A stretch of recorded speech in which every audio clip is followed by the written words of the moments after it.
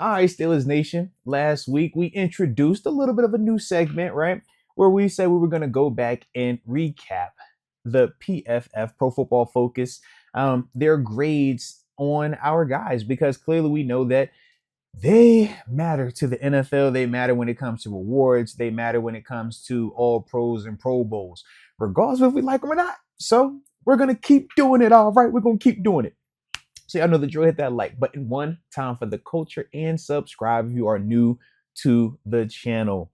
Obviously, man, we know last week, week 11, we faced those Baltimore Rat Birds, took care of business. Shout out to the Boz and the gang, getting the dub 18-16. But wanted to, like I said, man, go and look at PFF and see what they had to say about our starters and maybe a name or two that didn't start but still played a prominent role. All right. So of our starters on defense, all right, the highest rated starter that we did have was Joey Porter Jr. Shout out to JPJ. Had him with a grade of 86.4. So definitely like that. And we obviously know many made some plays in the game, had a PBU, had the big time forced incompletion on the 2-point conversion. And just as a whole, man, we thought that he definitely had a nice game. So I like that grade right there. All right. Next up, second highest rated was Cam Hayward. Shout out to Ironhead. 85.7 was his grade. Love to see that. And when you think about the interior push that he was providing, the multiple batted passes as well, the production was definitely showing. So I like that. Third on the list in terms of starters, right? Third highest rated starter on defense, Patrick Queen. Shout out to PQ. 79.3 was his grade. Super impressed with that. When you think about the day that he had, man, the double-digit tackles, the multiple TFLs, and the big-time strip fumble recovery tackle all on Isaiah Likely, man. Big momentum swing in the game due to that play, man. So salute to Patrick Queen, man. Revenge game for him. Another guy who had a revenge game, Deshaun Elliott. He was the fourth highest rated behind Patrick Queen, man, with a grade of 70.7. So I like where we're at from a grading standpoint with those guys. I think those are, we're right in the right place, ballpark, right? The next highest rated defender was Landon Roberts. Shout out to E-Rob right there with a 68.9 grade amongst the starters, right? Like I said, I'm going to go back and got a couple of names I am going to tap into, man, that did not start, but still, had a nice little grading per PFF. Keanu Benton was next up on the list at 57.9. Now, this is where it gets interesting. Following Keanu Benton as a starter and actually the 13th overall rated defender on our defense following this Ravens game was TJ Watt. 57.9 was his grade. All right, now PFF, you had me going. You had me thinking we was about to be making some headway. We was going to be agreeing upon certain things, and then you give me that. I don't know. I don't like that. I don't like that because I don't remember TJ Watt being 57.9 of a grade. I remember TJ Watt having some pressures. I remember TJ Watt. Yeah, pressures at tackle. Let's see. I feel like I'm forgetting something. What am I forgetting? He had another big time play. Oh. What was it? Let me think. It's TJ Watt. It's TJ Watt. What are we talking about here, man? But as a whole, man, like I said, man, the 3 tackles he had, the big time sack, and the 2 TFLs. But more importantly, man, this is TJ Watt we're talking about, right? We don't have to play with that. We know what this guy does, man.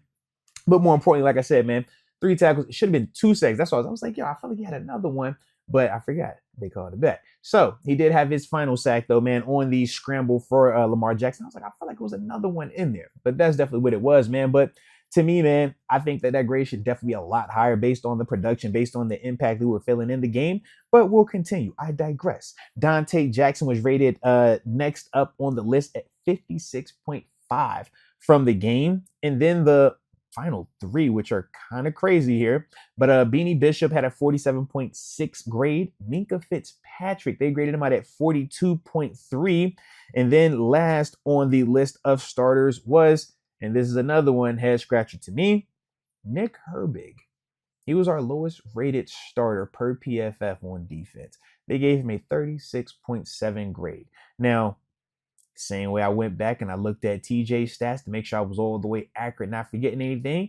I'm gonna make sure I do the same with young Herbig, man. We know he had the 2 tackles, the 1 solo, but he also had the forced fumble, right? Am I not? Maybe I forgot that, huh? I know I forget that one, but to me, that has to be a little bit higher than this here. 36.7 said grade, not cool in my eyes. But more importantly, man, our highest rated defender though that didn't start, and actually highest rated defender as a whole, was Peyton Wilson. They had him at 92.4 for his grade. Now, I will give some more context, man. Not everybody played the same amount of snaps. All right. So Peyton Wilson played 21 snaps. We know he was a sub package guy for us. Patrick Queen, in comparison, 61 snaps. Landon Roberts, 31 snaps. TJ Watt, 52 snaps, right? So just to kind of give you some context on the other guys that are out there. But Peyton Wilson was our highest rated defender. And to break it down, he had 19 coverage plays and only 2 run defense plays as well. We know he had the big time interception. So like I said, I think that also boosted him up. And then the next highest rated non-starter on defense was Cam Sutton, who played in 15 total plays, and he had 66.3 was his overall grade. All right. So like I said, I felt like we got respect in certain areas, but I also felt like in other areas, as it pertains to TJ, as it pertains to Nick Herbig, not as much respect for those guys. Once again, kind of crazy because PFF have been doing a good job this year of showing our guys some love. But I digress. Let's tap into the offense side of the ball. All right. Highest rated starter on offense, according to PFF, Darnell Mount Washington. Had him at an 84.8 grade, played in 44 snaps as well. We obviously know he had the 2 big catches in the game, man. So shout out to him for that, man. Explosive. Next up, Isaac Seumalo. Shout out to him, man. 78.9 was his grade. Then from there, Mason McCormick. I'm loving these grades over here. Right guard, obviously, 73.1 was his grade. And then the homie Zach Frazier, 71.0 was his grade. I like the fact that 3 of our top 4 highest graded players in this game on offense were on our offensive line, man. I love our trenches, man, and especially our interior part. Zach Frazier, Mason McCormick, Isaac Seumalo. We're for certain going to need them Thursday night versus the Browns, but I like the fact that my people movers, man, those are the guys that's being up top, man. And shout out to Darnell Washington. We know what he's doing as a run blocker, but also the evolution as a pass catcher. The next highest rated starter on the list was George Pickens. 65.8 was his overall grade, played in 68 snaps as well. Then Spencer Anderson, shout out to him. He technically did start. 7 snaps is what he played in total, though. But 63.8 was his grade. He was like the extra offensive lineman, so we know how that goes, man. Najee Harris, though, that was the next official starter. He was also tied with 63.8 for his overall grade, man. 44 snaps from him. Shout out to Mr. Unlimited Russell Wilson coming in at 61.3 for his overall grade, and he only played in 74 snaps. You know, somebody took a couple snaps off his play, but we ain't tripping on that, all right? And I ain't hating if I see it on Thursday night either, okay? I'm just throwing it out there. All right? Ask the Browns about Taysom Hill. You know, if you need to know, just ask them about Taysom Hill. Yeah. I can see Phil's out there. Okay. Next up on the list of starters, left tackle Dan Moore, 54.5 was his grade, and then following suit was Broderick Jones at a 77, or excuse me, at a 30, I'm mixing that all up. He played in 77 snaps, 35 of them were pass plays, but as a whole, his grade was 53.1. And then the last starter should be Van Jefferson, and yeah, they had him at 44.7. And like I said, he was the lowest rated starter on offense for us. But interesting group, man, in terms of some of the overall grades with that. Now, a couple of non-starters that we still want to acknowledge. Jaylen Warren, he was rated our 5th highest offensive player, man. He had 68.3 was his grade, played in 26 snaps. Jaylen Warren was doing what he's doing, man. Him and Najee, I thought both provided some sparks for us, man, and some production that helped us down the stretch, man. And hey, I like the fact that my dog is back healthy, man. Keep it going. Let's see. They did have Justin Fields, oddly enough, at 59.4. How do you get 59.4 out of his 3 snaps when 2 of them were big explosive runs? I don't know. But maybe they're docking him for his slide. Maybe that's what it is. But as a whole, I'm like, yeah, man, how do you fault that man to give him a 59.4? Another starter, not starter, but Pat Fryermuth, right? Played in 44 of the snaps in the game, man, had a 56.3 grade. And then Cordell Patterson played in 12 of the snaps and had a 55.9 grade for him.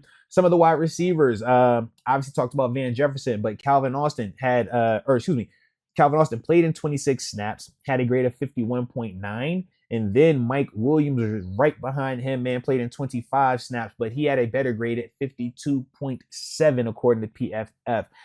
Don't necessarily hate the wide receiver grades. I do like the fact that they at least have shown them respect and have them up in the 40s or 50s and higher. Whereas when we talk about on defense, the fact that they had Herbig as low as they did, I'm like, the dude's splash production, along with some of his pass rush win rate.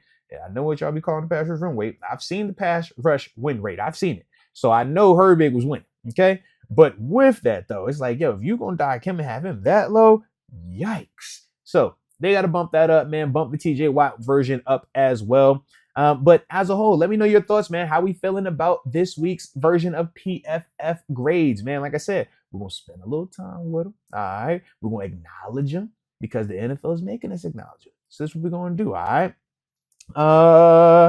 Before I go though, I'm just bored real quick. Let me look for Chris Boswell. I just want to see what they got a grade on Boz. Can I see Boz? I don't even know if they list Boz. Unfortunately, they don't, even though they should, man, because the Wizard of Boz is cash money and was cash money. They need to have him at 100 for his grade, the way that man was kicking out there. All right. But I digress. But either way, like I said, man, y'all let me know your thoughts in the comment section on these PFF grades. And do you agree with them? And if you don't, which one specifically do you take, a little bit of an exception to? But either way, I appreciate you for tuning in. And don't forget to hit that like button and subscribe if you are new to the channel. And as always, till next time, baby. Peace.